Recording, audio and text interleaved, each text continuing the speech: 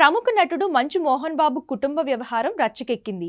గుర్తు తెలియని వారు తమపై దాడి చేశారని, తనకు తన భార్య మౌనికకు ప్రాణహాని ఉందంటూ మంచు మనోజ్ పహడి షరీఫ్ పోలీస్ స్టేషన్లో ఫిర్యాదు చేశారు. ఇది జరిగిన కొద్ది నిమిషాల్లోనే ఆయన తండ్రి మోహన్ బాబు రాచకొండ సిపి సుధీర్ బాబుకు లేఖ ద్వారా ఫిర్యాదు చేశారు. మౌనిక మనోజ్ వల్ల తనకు ప్రాణహాని ఉందంటూ ఫిర్యాదులో మోహన్ బాబు పేర్కొన్నారు. కాబట్టి పోలీసుల ద్వారా రక్షణ కల్పించాలని రాచకొండ పోలీస్ కమిషనర్ను మోహన్ బాబు కోరారు. తాజాగా మోహన్ బాబు ఫిర్యాదుపై మంచు మనోజ్ స్పందించారు. తనతో పాటు భార్య మౌనికపై అసత్య ఆరోపణలు చేస్తున్నారని పేర్కొన్నారు. కుటుంబ వ్యవహారాల్లో తనకు రక్షణగా నిలబడాలని ఇరు రాష్ట్రాల ముఖ్యమంత్రులను మనోజ్ కోరారు. కుటుంబ ఆస్తుల కోసం తాను ఎప్పుడూ ఆశపడలేదన్నారు.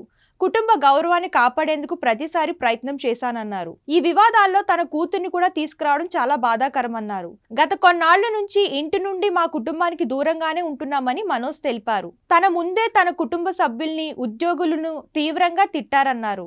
ఇంట్లో ఉండాల్సిన సీసీ ఫుటేజ్ కెమెరాలు మాయమైపోయాయన్నారు. తన అన్న విష్ణు దుబాయ్కి ఎందుకు వెళ్లాడో అందరికీ తెలుసన్నారు. విష్ణు అనుచరులే సీసీటీవీ ఫుటేజ్ మొత్తాన్ని మాయం చేశారని అన్నారు.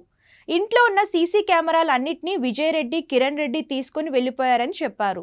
తాను ఆస్తుల కోసం ఎప్పుడు పాకులాడలేదని, ఆస్తి కావాలని ఎప్పుడూ ఇబ్బంది పెట్టలేదన్నారు. నేను నా భార్య సొంత కాళ్ల మీద నిలబడి సంపాదించుకుంటున్నామని మంచు మనోజ్ తెలిపారు. విద్యా సంస్థల్లో కొన్ని అక్రమాలు జరుగుతున్నాయని, విద్యా సంస్థల్లోని బాధితులకు తాను అండగా ఉన్నానన్నారు.